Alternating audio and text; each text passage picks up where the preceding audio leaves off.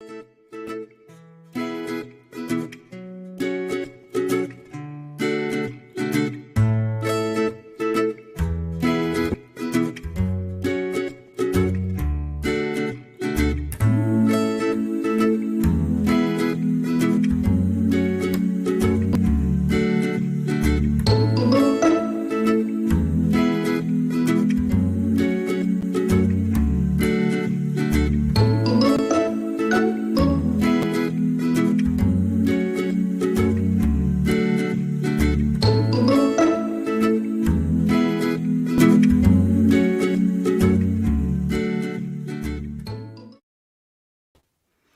morning, everyone. Happy Wednesday. How's everyone doing? Good morning, Melanie, Cindy, Cheryl Lynn, Mike. Good morning. Debbie, good to see you. How you been, Debbie? I'm going to give Debbie a wrench because she's been a loyal subscriber for a long time. Hey, Morgan, good morning. Mike says it's raining there. You know what, Mike? It looks like it's going to rain here, too. Hey, Misty, good morning. How are y'all doing? Y'all, I was going to do a stream yesterday evening on the porch, have some coffee, but somebody laid down on the couch and fell asleep and didn't wake up till dark. It was almost dark. Hey, little Kelly. Good morning. How are you doing? So, my apologies. You know, it just zaps me when I have multiple teeth extracted. You know, I had to have some in the back took out. I got chipmunk cheeks on the bottom right now. But I'm going to try to have a member stream tonight and play some totally 90s trivia. I can't promise you I'll be on camera because I got chipmunk cheeks. I'm going to try to, though. Hopefully I'll get time to get myself put together today. Now, we got a lot to talk about this morning. Let me get over to my StreamYards here. But before we get started, let me give you an update on the egg bandits. That's what I'm calling my neighbors, the egg bandits. So yesterday during my live stream, I had my door open. I could hear Mark talking on the phone with somebody, but I started to say something about it, but I just kept reading. Anyways, they called and apologized. Yeah, the guy called, apologized, and he said, "Oh, Chrissy was down there drunk and saw a bunch of eggs." And Mark's like, "Celeste knows that there, you know, how many eggs is in the coop at all times. She works very hard taking care of those chickens, you know, and she likes to do videos." And I had planned on a big egg haul video for TikTok, right? Totally messed me up. But anyways, I think they got the point. Don't ever get in my coop and take my eggs and call me and ask me if I want my own freaking eggs. The nerve of them. They are so disrespectful. It's not the point about the eggs. It's the point about, like, they don't do anything for those birds. Those are my birds. I buy all the feed. I do all the work. You know what I mean? Don't get in there and get my eggs when I give you all the eggs anyways. Just about all of them. For Pete's sakes. Yes, she was drunk, Debbie. That the last time I did a stream on the porch and we caught her walking down to the funny farm, she was drunk that day. I could tell why she's walking. When she's drunk, she takes about 3 or 4 steps back and about 1 step forward. Anyways, they got the point. They apologized, but you know what? This makes several times that she's done that. They knew I was going to Abington to the dentist, and she saw those eggs and grabbed them. Jesus Christ, I just gave her 24. But anyways, let's get to our true crime. Because I got an update about James Hutchinson and Sarm Heslop case. But let's talk about James Hutchinson first. So there's some horrific details coming out. I think they're horrific. It's come out that before little James Hutchinson was killed, his mom and boyfriend had tied him and his siblings up and stuffed stuff in their mouth so they couldn't talk or scream. Not only that, it's come out when she threw his body when let me say they, because James Hamilton, the boyfriend, participated. They used a block, I think a concrete block, to anchor him down. Let me pull up the article. This is so pitiful. And they want to say that she has a learning disability and she don't understand what's going on. Oh, and not only that, let me tell you what else her and her boyfriend did. They removed cameras and other evidence from the home and went and discarded it at an undisclosed location. She knew full well what she was doing, and so did that son of a bitch. Let me get all my stuff pulled up here. These two right here needs to be took out in the town square and let the community deal with them. That's all I'm going to say about that. Okay, James Hutchinson's mother, suspected killer, hogtied the boy and his siblings, stuffed cloth in their mouths before attempting to abandon them. Can you believe this bitch?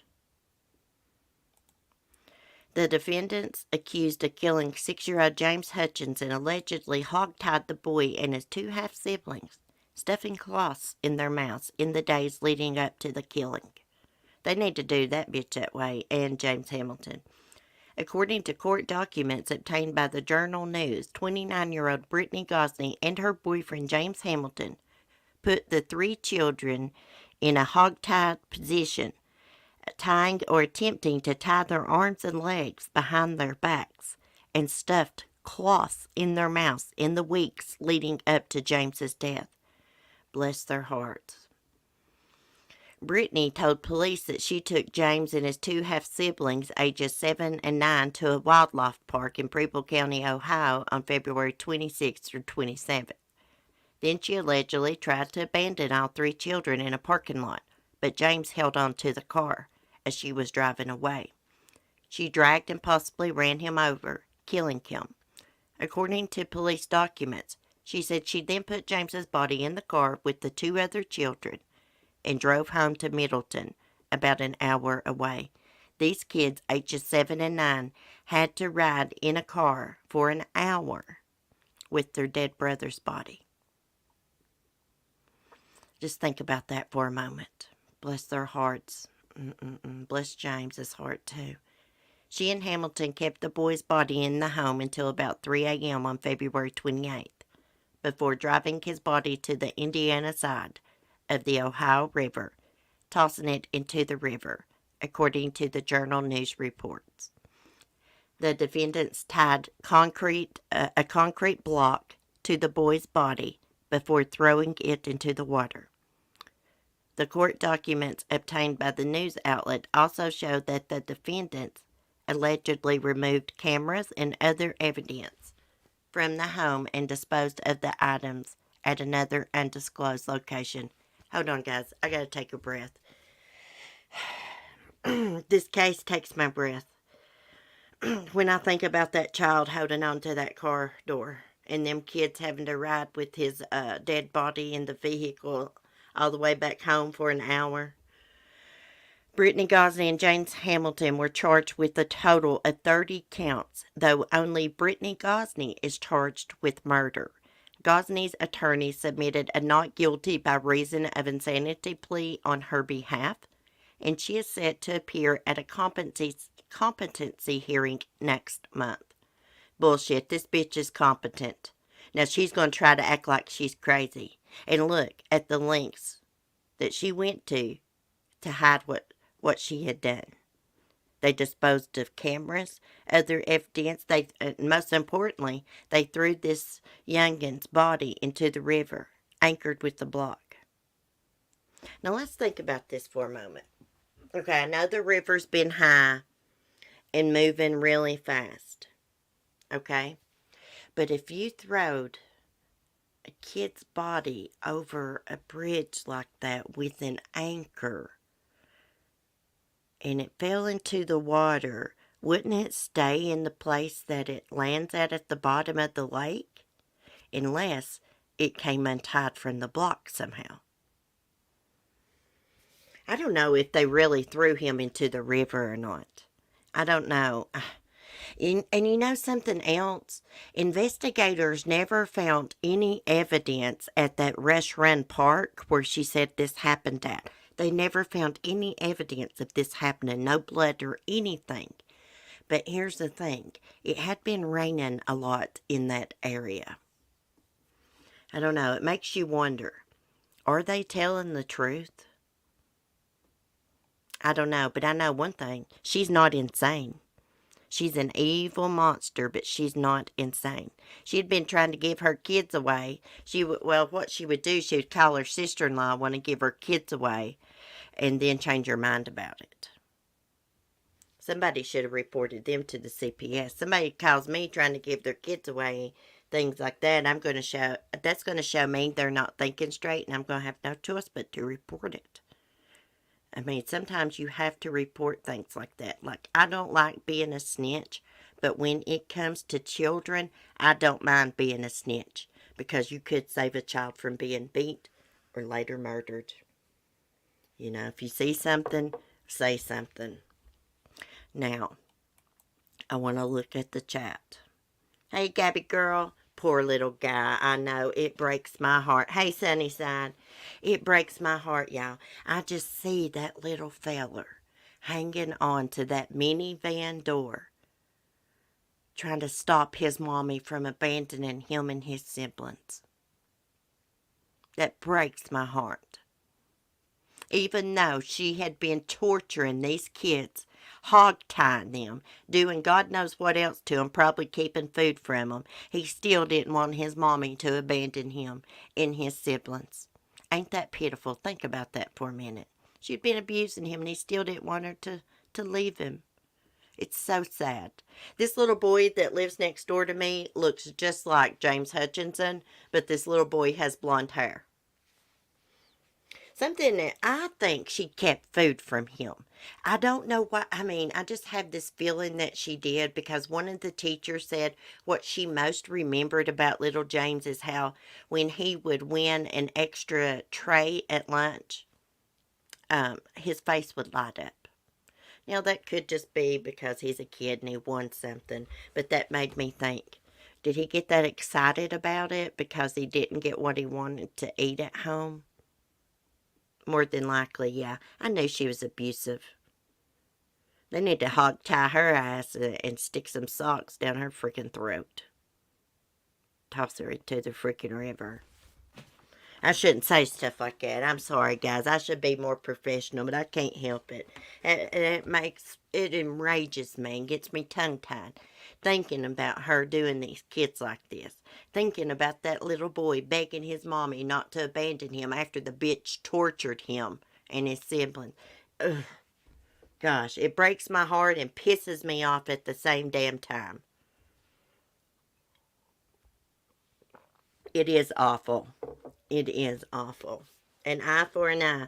Well, in Ohio, they have the death penalty, but it's been suspended until they choose a new method besides lethal injection. That's what I was reading yesterday. They need to come up with a different plan. And they should put all these child abusers, murderers, pedophiles to death. That's my opinion. So they can't harm no one else. There's no rehabilitation for sex predators. None whatsoever. Anyways, prayers for James's father's family. Lewis Hutchinson is James's dad's name. And it was pitiful. At James's vigil, he said he would have took James in a heartbeat. She wouldn't let him have James. See, she didn't want those kids, but she wanted probably to draw benefits for those kids. That's why she kept them. That's what a lot of these weirdos do. They don't really want the kids, but they like those food stamps and those TANF checks coming in and that fuel assistance and, free housing and all that. So they keep the kids and abuse them and collect. I'm sorry, but that's what happens. I hope I don't offend anyone. I mean, a lot of people get public assistance as good people and deserve it, but there's a lot like Brittany Gosney. Now, I don't know that she got it. Now, that's just my theory on it. That's just my take on it. I'd say she did. I don't know. I don't think she had no damn job. She didn't have no job besides abusing her children. What giving a real deal is right. We have no clue. We think our lives are bad. These children's lives were bad. We all need to sit back and think about that. Amen, Gabby girl. Amen to that. Let me just highlight this comment for a second. Amen to that. And you know what? I am one to feel sorry for myself sometimes. Oh, my leg's hurting. Oh, this. Oh, that. You know? Hey, I've got it good. But you know, I know what it's like to be an abused child. That's why these cases get to me. But I do have to remind myself, you know, to be grateful. Be grateful I got a roof over my head and I survived and I've got a better life, you know. Real talk right there, Gabby girl. Thanks for typing that in the chat. Thanks. That's so true. Just imagine. I always say to imagine how many kids right now in the United States, all over the world, are being abused right now. Somewhere in the world right now, there's kids locked in rooms, being deprived of food, just being tortured. It's sad, but it's true. I know I shouldn't think about things like this, but it's the damn truth. A lot of people that's not into true crime don't follow true crime. They don't realize how many kids are murdered, how many kids are abused and molested every day in this world. It's so sad. It breaks my heart. Anyways, prayers for James's family. And for the record, James Hamilton, the boyfriend, he should be charged with murder too. Only Brittany is charged with murder. Now, according to James Hamilton's ex, that minivan Brittany was driving, that she ran little James Hutchinson over with, is registered to James Hamilton. And she swears that he would not have let Brittany drove that van without him being in it. I don't know. Maybe he wasn't, because I do know police questioned the 7 and 9-year-old. So, you know, they were probably able to verify a lot. Hey, Carolina girl. They don't want these kids, and they don't want anyone else to want these kids. Exactly. And you know, some of these weirdos, they don't even keep these kids for the money. They just keep them to abuse them. Just so they can feel powerful. Freaking monsters. They piss me off. Okay, so now let's talk about Sarm Heslop, missing flight attendant from the Virgin Islands. Let me get my notes here. She disappeared from St. John's Bay off her boyfriend Ryan Bain's catamaran named the Siren Song. He didn't report her missing for 10 hours. Okay, now his ex-wife spoke out. In the article we had the other day, she really didn't say much besides that Ryan Bain was abusive. I found another article. Let me see what's this by. The Daily Mail. And it's very interesting. It tells about how Ryan Bain has a Jekyll and Hyde personality, according to his ex-wife, Corey Stevenson, who was married to Ryan Bain between 2008 and 2014. She said he would be pleasant in public and mean as hell, a monster behind closed doors. He was arrested for beating her up. He left blood on her face, chipped a tooth. He went to jail for 21 days because of it. When she divorced him, she had to sleep with a shotgun because she was scared to death of him. We're going to read all about this. And also, we're going to look at a picture, because allegedly Ryan said that him and Sarm went to dinner that night. Then they came back to the catamaran, watched a movie, went to bed around 10 p.m. He woke up at 2 a.m. The anchor alarm was going off, meaning that the vessel was, moving. Wakes up, finds her gone, calls the police. They say call the Coast Guard. He doesn't call the Coast Guard till 11:46 a.m. Almost 10 hours later. All of Sarm's belongings were on board, too, by the way. Okay. I know he did something. I got this Captain Ryan Bain's phone number right here on my desk, wrote down. It was on his website. We should call and act like we want to book a trip. I hate aggravating people. Like, I don't want to be one of those weirdos, but I like to get him on the phone and be like, "Where's Sarm?" I bet he would freak out. I probably shouldn't do that. Okay. Damn these ads. Gosh, people. Okay.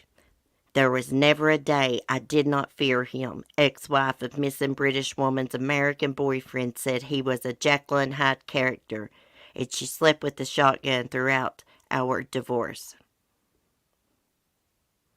Okay, Corey Stevenson, 43, who was married to 44-year-old Ryan Bain between 2008 and 2014, described him as a Jekyll and Hyde character who was pleasant in public but became abusive and violent behind closed doors. I can totally relate to that, but I don't want to get off on me.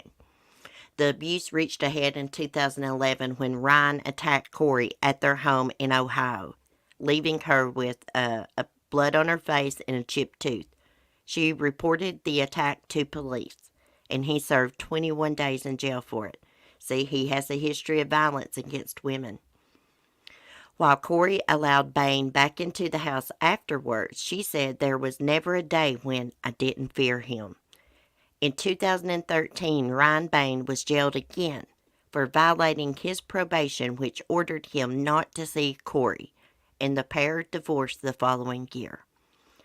Now Ryan is facing questions over Miss Heslop's disappearance after she vanished in mysterious circumstances aboard his boat, which was moored in the U.S. Virgin Islands on March 7th. And here is Sarm and Ryan Bain. He's uglier than sin, y'all. I went to touch him with a 10-foot pole. Okay, and here is Ryan and Corey Stevenson. I think Sarm and her look alike. Their faces don't look alike, but I don't know. It's like they remind me of each other. I guess the way they're built, their bodies. Ryan says he was awoken by the ship's anchor alarm, which detects when the boat is drifting from its moorings, around 2 a.m., and found Sarm, who he met on Tinder 8 months prior, missing. Oh, I didn't know they met on Tinder. He called police around 2:30 a.m., who told him to report the incident to the Coast Guard, but he did not call them until 11:46 a.m. Police say Bain has handed over all Miss Heslop's possessions, which were left on board the vessel, but has denied officers permission to search the boat themselves. What do you got to hide, Mr. Bain, Captain Bain? Searches of the coastline where the boat was moored and inland from the spot have turned up no trace of her. Family and friends say the disappearance is out of character and that the timeline of Ryan Bain's calls to police and Coast Guard make no sense. Hey, I totally agree. Now, in an interview with The Sun, ex-wife Corey has made terrifying claims about their relationship and Ryan Bain's history of violence. Here's Corey. He was a total Jekyll and Hyde character, she said. He would have a good week, and then all of a sudden he changed. There was never a day when I didn't fear him. I slept with the shotgun the whole time I went through my divorce. Police records revealed more details about the 2011, which Corey says happened as the pair were returning from a wedding, and Ryan Bain flew into a rage. Ryan continually got frustrated with her, asking for directions while he was trying to sleep. When they got home at 5 a.m., Ryan grabbed her, dragged her out of the truck, officers wrote. Ryan grabbed her in the dining room, threw her to the ground, smashed her head to the floor, chipping one of her teeth. Police says there were signs of a struggle, noting that Corey Stevenson's right tooth had a chip out of it. Her right earlobe was bloody and scratched. Her right shoulder and side of her neck showed red scratches. Ryan was taken to a police cell before appearing in court charged with domestic violence. Despite having told officers he was defending himself, he pleaded guilty and was jailed for 21 days. Corey told the Sun that the incident also left her with finger marks around her neck and black and blue bruises on her face. Police reports also alleged that Bain had previously assaulted her, an incident that went unreported at the time, but she claims left her off work with facial bruises. The report also states that Ryan has been becoming increasingly verbally abusive. Look at these pictures. See, I can relate to when she says that he was nice in public, but behind closed doors, he was a monster, a total Jekyll and Hyde. My first husband was like that. But he eventually got to where he was abusive in front of, like, his family. So there's Ryan and Corey. Gosh, he's ugly as crap. That looks like Sarm right there. That's definitely Sarm. Man, it's beautiful there. Okay, so I learned something else. There's another article I want to share with y'all, and it shows pictures of the restaurant they allegedly dined at. Now, it's not really been confirmed by police if they really dined there or not, but in this article, it says that Ryan Bain told the Coast Guard that him and Sarm had been drinking alcohol the night before. Why did he tell him that? Was that because he wanted to try to push the narrative like, oh, we had been drinking alcohol and she fell overboard? Or had they really been drinking alcohol? I think he snapped on her. I think he's a prick to all women, and they probably got in an argument. Maybe they had drank alcohol. They got in an argument. He snapped on her. He strangled her, and he took her body in that dinghy boat out to sea and dropped it off. That's what I think happened. And he needed those 10 hours before reporting her missing to clean up. Make sure maybe there was a struggle on the boat and he had to clean up, maybe things were knocked over or something. More than likely, he probably strangled her. I got a feeling that he did. He strangled her for some reason. Okay. C. At restaurant where missing flight attendant Sarm Heslop ate her last meal before disappearing from boyfriend's yacht in U.S. Virgin Islands. Okay. It's called 422 Center is the name of the restaurant. 422 Center. Look how pretty that is and cute and quaint. I love it. Let's read this. Then we're going to talk about some more cases. Things has went all to hell on spring break down there in Miami, it looks like. Okay. A British woman who has been missing in the U.S. Virgin Islands for over 2 weeks, reportedly dined at a popular local restaurant hours before her boyfriend said he woke to find her missing. Okay, the U.S. Virgin Islands Police Department has not yet provided requested records of Ryan Bain's reported 911 call or the missing persons reports, and said in a news release last week that Ryan Bain has not granted police permission to search his boat. That restaurant is so cute. On Tuesday's episodes of Crime Stories with Nancy Grace, Sarm Heslop's friend Andrew and USAR Disaster Area Response Team volunteer Jeff Jones, who is aiding in the search for the missing woman, said they believe Sarm Heslop and Ryan Bain had dined at 420 and Center on Sunday night before Sarm vanished, as have additional sources who spoke to Crime Online. 420 to Center is in Cruz Bay, the island's primary dining and nightlife area, and is owned by Ryan Sharkey. As CNBC reported in September 2017, Ryan Sharkey kept the restaurant open after Hurricane Irma tore through the Virgin Islands, serving free meals to residents whose homes were damaged or destroyed by the intense storm. Oh, that was very kind of him. Sharkey did not immediately respond to a request for comment, and a person who responded to a message on the restaurant's social media account said they could not provide any information. Crime Online has not been able to reach the establishment by phone.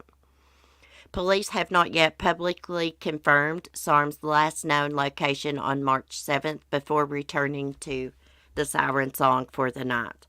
A report from the U.S. Coast Guard shows that Ryan Bain told Coast Guard officers on March 8th that the couple had been drinking alcohol the previous evening, but the report does not go into any specifics about where or how much alcohol was consumed. Chris Wilson, a friend of Sarm Heslop's from the UK, says she continues to question the reported timeline of Ryan Bain's communication with investigators on March 8th, particularly the delay in contacting the Coast Guard, which U.S. VI police reportedly told Ryan Bain to do in the early hours of that Monday morning. According to documents obtained by Crime Online, Ryan Bain contacted the Coast Guard at about 11:45 a.m., several hours after he discovered Sarm Heslop missing, and Coast Guard officers responded about an hour and a half later. The frustration is not understanding the time lapse and the advice that was given to Ryan Bain, Wilson said. The advice was not to speak to police. The advice was given by his attorney. And here's something else interesting. There was a boat moored 100 feet from the siren song that night. Those vacationers went to sleep about 10 p.m. They said they didn't hear anything. But here's the crazy thing. Ryan Bain didn't even holler over or radio over to them and ask if they saw Sarm or heard anything. He was not panicked at all. Now, someone walking their dog that night, a witness, allegedly heard a woman screaming. They thought the scream was coming from the siren song.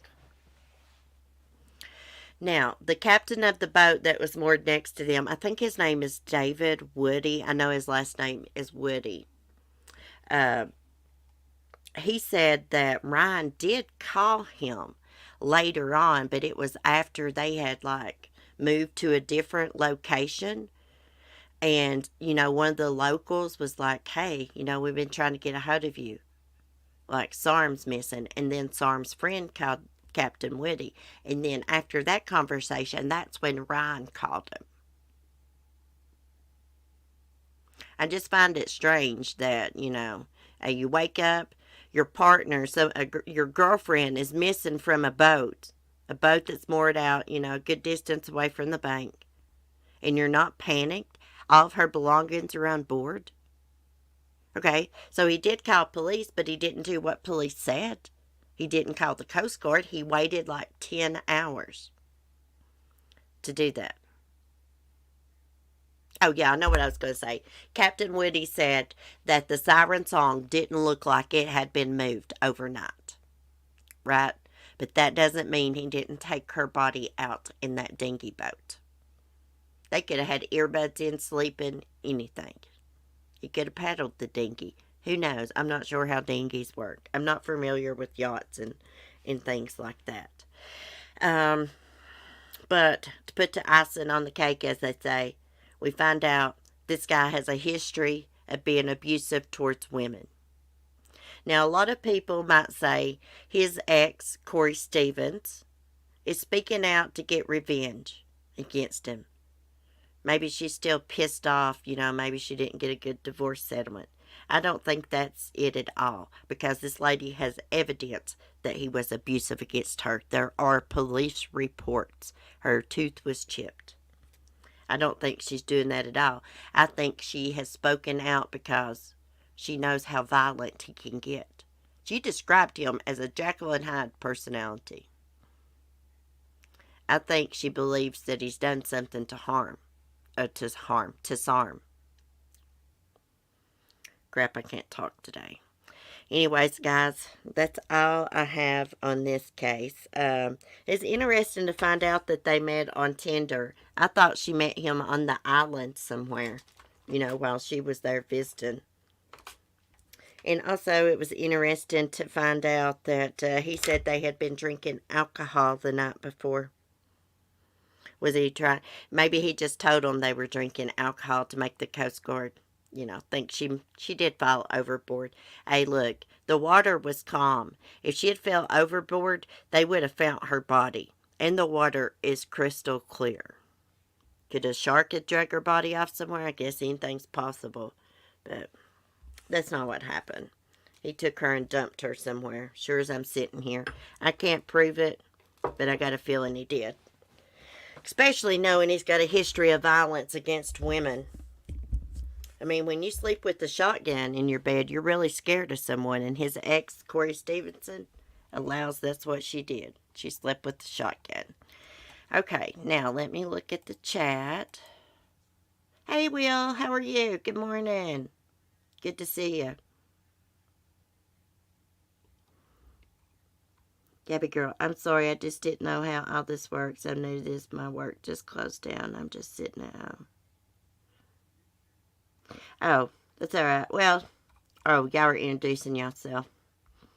I'm really sick about it because it's private practice. Abuse children through adoption. I know. There needs to be some reform about this adoption stuff, but that's a conversation for another day. But anyhow, I'm behind in my chat here. Let's catch up here. Let me refresh. We're going to look at some more cases. It's in the news. I hope and pray that they find Sarm safe and sound. Is it possible somebody kidnapped her off the boat? Yeah, but I don't think that's what happened. Anything's possible. What do y'all think? What is y'all's opinion about this case? Y'all think somebody nabbed her off the boat? Or do you think Ryan Bain knows exactly where she's at? I think he knows where she's at. Anyways, prayers for her family and friends. They're distraught. Okay. While y'all are typing in chat, I want to pull up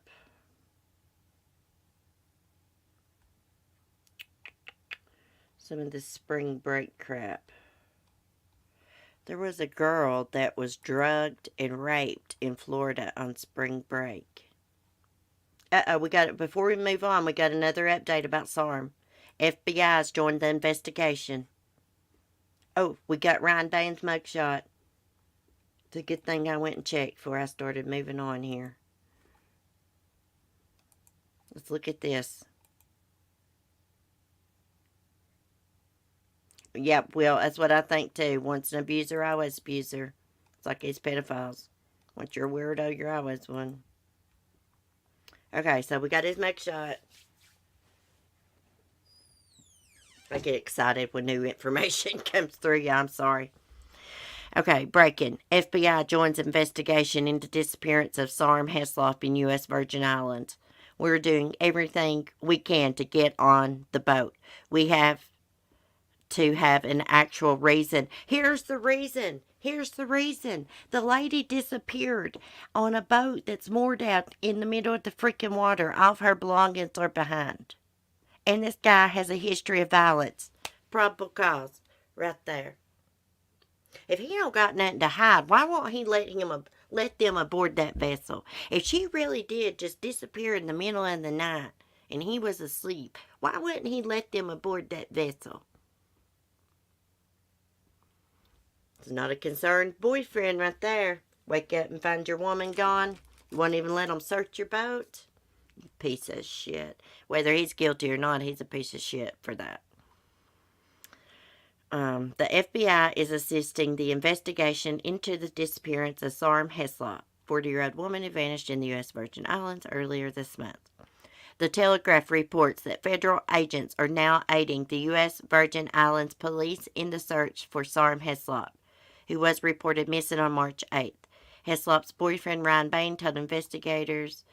Oh gosh, I'm going to have to read this again. He and Heslop had gone to sleep around 10 p.m. March 7th on his catamaran siren song, and he discovered she was missing after he was awakened by the sound of the yacht's anchor alarm. Let's see what else. USVI police spokesperson Tony Derama, I don't know how to say that, told the Telegraph the local police are now working with the FBI in the search for the missing woman. We are working with our federal partners, including the FBI, in this investigation. Well, praise the Lord. It is unclear if FBI representatives confirmed their involvement in investigation to the news outlet from the Telegraph report. So here's the Telegraph report. The FBI's involvement is notable as the Bureau does not normally investigate routine incidents or crimes on the U.S. Virgin Islands, leaving these to the local police force. Its agents in U.S. territories such as the Virgin Islands and Puerto Rico normally investigate only serious offenses involving U.S. citizens, including murder, drug smuggling, extortion, sex trafficking. It is understood that agents will be interviewing staff at the restaurant where Miss Heslop was last seen alive with Mr. Bain, on the island of St. John. A member of staff at the 420 to Center Diner and Bar in Cruz Bay reportedly told a friend, "The couple were here, but I can't say anything yet because the FBI want to interview me." Crime Online has attempted to contact the owner of 420 to Center, who did not respond to a request for interview. The U.S. Virgin Islands Police have come under scrutiny for their failure to search Ryan Bain's vessel, though a Coast Guard report obtained by Crime Online shows Coast Guard officers met with Ryan Bain on the catamaran on March 8th. Well, it's also been reported that he took the dinghy and met them on shore. They didn't actually come on his boat. I don't know which report's true. We are doing everything we can to get on the boat. We have to have an actual reason. Come up with a reason. Just him being the last person to see Sarm isn't considered enough probable cause. Detectives know what they need to have probable cause. The court isn't going to give them the warrant they need. Police have not named any suspects in Sarm's disappearance. Okay, Ryan Bain was jailed in Michigan following a domestic assault against his ex-wife, Corey Stevenson, who later sought a restraining order against him. Ryan Bain and Corey Stevenson divorced in 2014. We didn't read all that. We already know he's a weirdo, abuser, coward. He probably wouldn't hit a man, though. I bet you he wouldn't do a Jekyll Hyde personality with a real man, though. No, he knows they'd torque his head up for him. Piece of shit. Whether he's got anything to do with her disappearance or not, he's a piece of shit woman beater. Guarantee he wouldn't go toe-to-toe with a real man. Okay. Look at some more crime before we get off here, but I want to look at the chat just a second. Now that the FBI is involved, guys, it's possible they might do a press conference and confirm some information for us, hopefully. Hey, Colleen. I hope this case has a better outcome. Hey, I don't think the police there were doing too good of a job, and you want to know why? That's a small community. Everybody knows everybody, and that means they know Mr. Captain Ryan Bain. They could have got on that boat if they really wanted to. Bless you, Cece. I love how you get so called up, piece of shit. I really get to going, buddy. I'm telling you, it fires me up. It ruffles my damn feathers. I'd like to take that son of a bitch and tie him down in my damn rooster coop. Let that rooster tear him up. Oh, gosh. The meanness is coming out. I think he killed her because they were in the middle of the water. Yeah, he had to have. He had to have. And oh yeah, let me tell y'all something about the police before we move on. So the other captain that was moored beside them with the vacationers the night Sarm disappeared, he called police to give them a statement. They wouldn't even freaking call him back. Wouldn't even call him back. So that right there tells me there's conspiracy. They're trying to help cover for him because they know him. Okay. We're going to talk about another weirdo. We'll keep following Sarm's case. If y'all hear anything, if y'all's a member of Discord, post it in the True Crime Room. Let me know if there's any major updates. I hope they find her alive. I have thought, is it possible He was abusive to her, and she pulled one of those, like a sleeping with the enemy thing, where she just leaves her possessions behind, jumps off the boat, swims to shore to get away from him. I thought about that, but why wouldn't she contact her friends? See, that don't make no sense. And then I thought, could someone have snuck on there and grabbed her? Yeah, but why wouldn't they have attacked him? Why wouldn't they have robbed him? And where's the dog at? I know Ryan Bain has a dog. It's a lab. Where's that dog? Anyways. Oh, this is not the case that happened in Florida. My bad. But anyway, I thought it was. There's a couple crazy things that happened in Florida over spring break. Teen boy vacationing with family shot dead on beach by random Florida man. And also there was a girl that was drugged, like they gave her drugs. They drugged her up and raped her on spring break in Florida. But let's read this first. A McDonald's customer slashes 12-year-old's neck with box cutter. Then tells Boyd's family he only wanted to finish his coffee. When I read this last night, I was like, what the crap? Let's look at this weirdo. Complete weirdo, complete freaking nut. So this happened in Pennsylvania. Pennsylvania man was arrested on Saturday for allegedly attacking and stabbing a 12-year-old boy in the neck at a McDonald's. It ain't even safe to go to McDonald's and eat, y'all. According to WPXI, a family of 4 was standing in line at the Pittsburgh fast food restaurant when Charles Turner, 51, tackled the boy from behind, stabbed him in the neck. A relative reportedly tried to restrain Turner, who responded by biting the man until he bled. WPXI reported that another relative tended to the boy during the ordeal.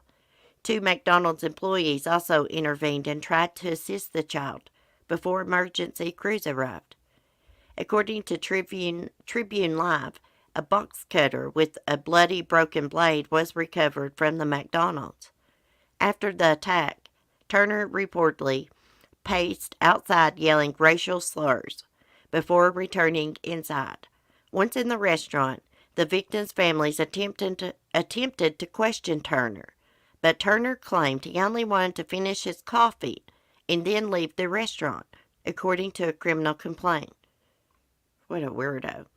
While the 12-year-old boy was rushed to the hospital in critical condition, he is currently in stable condition.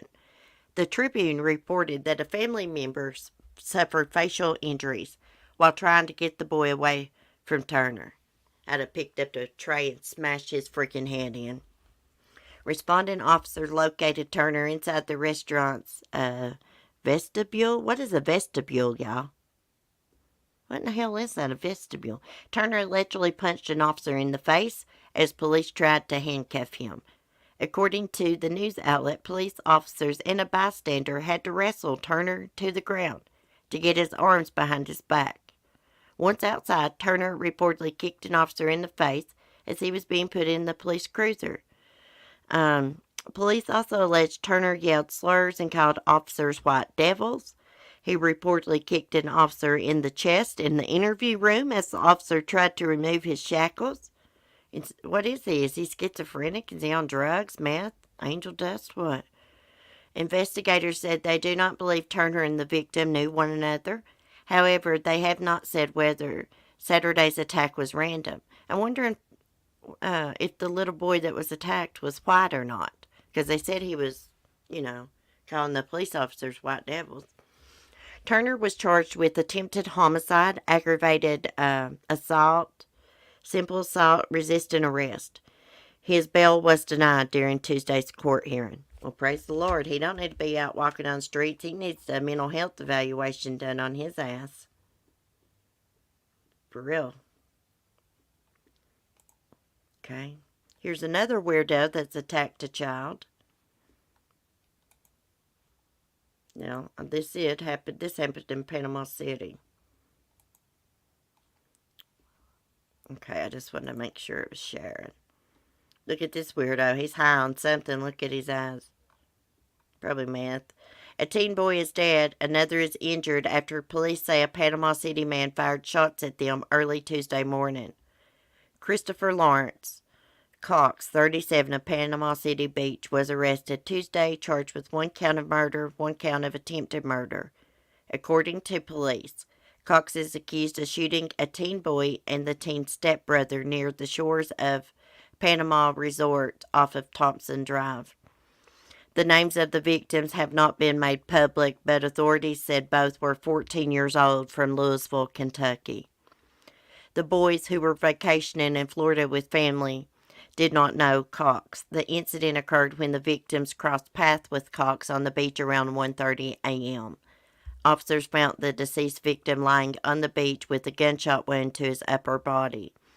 Officers are still investigating the events of what occurred between the three prior to the shooting, police said in a news release. What was these young boys doing out on the beach at 1:30 in the morning?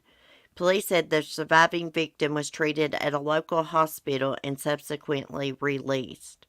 Authorities have yet to release additional details about the incident, but a family member told NBC 10 that a confrontation started after Cox approached the boys and asked for a cigarette. The family member said Cox wouldn't leave the victims and kept following them.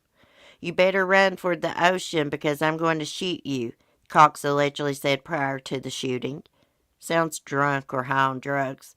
Cox fled the scene after the shooting, but a security guard who heard the shots tackled him, held him until authorities arrived. The police department would like to emphasize this incident, while occurring during the spring break vacation season, is no way spring break related, a Panama City police statement read. Well, how the hell is it not related to spring break? They were there on spring break. I mean, like, what the crap? They just want to tell people that so they get more business, more people visit, more tourists. That's all it is. Not spring break related? Well, let me show y'all what is spring break related. Let me show them what it is. Hold on a minute. Let me get out of this crap. I don't know who'd want to go on a big vacation right now and the coronavirus going around. Big crowded beaches. That's what the problem is. That's how it gets spread everywhere.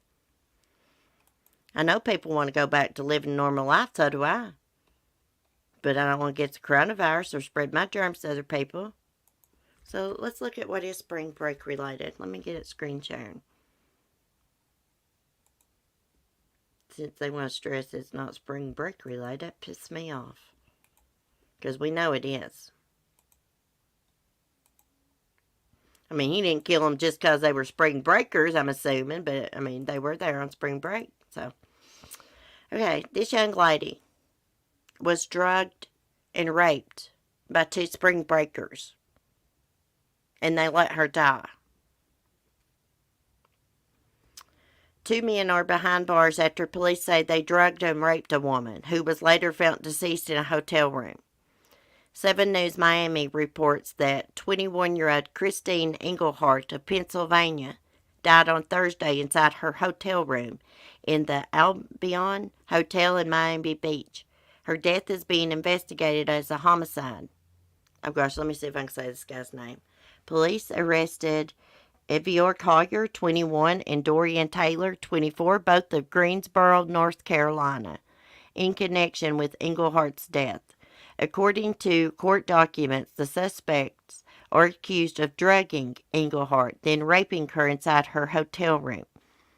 First responders found the victim alone, semi-naked, unresponsive in her hotel room. They rushed her to a local hospital where she was pronounced dead. Investigators obtained security footage that ultimately led to the suspects. According to the Miami Herald, police first found Collier on Ocean Drive at 8th Street, wearing the same pants he wore while on security footage at the Albion Hotel. I don't know if I'm saying that right. Albion, I guess. Collier reportedly admitted to investigators that he met a girl at a restaurant. The suspect said he later walked down Ocean Drive with Taylor, and the victim saw Taylor give Englehart a green pill.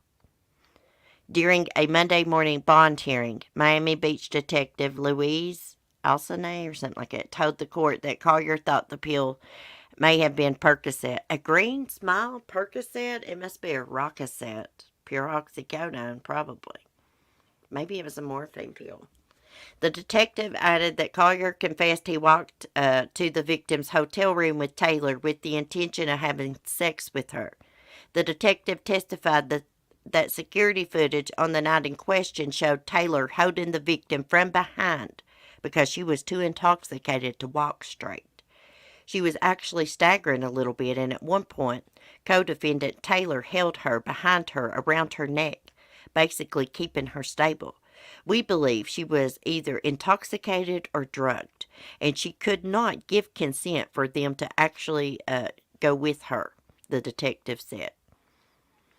Collier reportedly told the detectives that he and Taylor both had sex with the victim, but he thought Taylor may have forced himself on her at some point after she passed out. The fact that the victim was under the influence of alcohol and narcotics, she could not have consented to sex with the defendants, the police report read. Afterward, the suspect took Englehart's credit card and used it at various locations across Miami Beach, including liquor stores, according to authorities. When police caught up with Taylor, they reportedly found the victim's cell phone in his possession as well as green pills. The suspects are currently charged with burglary, credit card fraud, sexual battery, and theft. Charges could upgrade depending on the victim's autopsy and toxicology reports. The victim couldn't even pick up the phone to call 911 after they did what they did to her, Judge Mindy Glazer said during Monday's hearing. You're both being held on some serious charges. You battered a helpless victim. NBC6 reports that Collier's sister pleaded with Glazer to release her brother, claiming that he had never been in legal trouble before. Well, tough titty, said the kitty. I'm severely bewildered by these charges and accusations against him, but I can attest for his character. I can attest for the responsibility of him standing trial for whatever charges. If you please let my brother come home and let our family handle the situation appropriately, we will do whatever is necessary that Miami-Dade County asked of us. Well, tough titty, said the kitty, but the milk's still good, 'cause he ain't going nowhere, sister. Your brother thought he was going to get by with raping a girl because she was effed up, because she was messed up and she wasn't going to remember it. They stole her credit cards. They left her there to die in OD. Now, we don't know the exact cause of death, if she completely OD'd or if they strangled her or anything, if they helped her die. Let's just say that. Of course, they helped her die by giving her drugs. She probably was intoxicated, but she probably didn't even really drink that much. They drugged her. They set their sights on her. They preyed on her because they knowed she was messed up. And here's these two. Their sister wants them free. One of their sisters wants them free. Well, want in one hand and crap in the other, sister. That's what I got to say about it. This young lady right here is dead because of these two assholes right here. Okay? Now, they want to say, oh, it's not involved with spring break. The hell it's not. People shouldn't even be down there vacationing right now. The coronavirus is going on. For real. That's my opinion. Okay, guys. I'm tired of bitching. Let me look at the chat because I hear my dog up in there, so we're going to have to get off here in a minute. But if you guys would like to end on a happier note, I have one of my own videos we can watch. I just put up on Sunny's Funny Farm. If you're not subscribed to my Funny Farm channel, please check it out. Let me go get the link.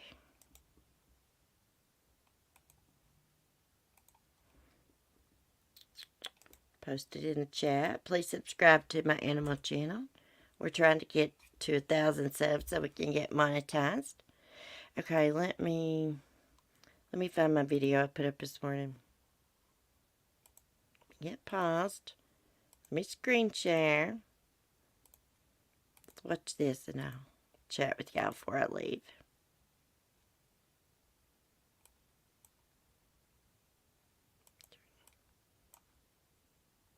The vet said I'm too fat, so mom only fed me dry dog food yesterday. I don't like dry dog food. I was still hungry at bedtime, but the bitch wouldn't give me anything else. I had to drink a lot of water just to fill my stomach. I saw mom eating some gummy bears before bed and she wouldn't give me one fucking gummy bear. So I had to drink some more water and Mom got mad because she had to refill my water bowl in the middle of the night. I didn't want to piss her off more, so I didn't even wake her up when I had to piss all that water out. I pissed in the bathroom just like Mom does every fucking day. But Mom didn't notice the really nice thing I did for her and stepped in my piss when she woke up. Then she got mad at me again like I did something wrong. Dad was right. There is no pleasing this bitch.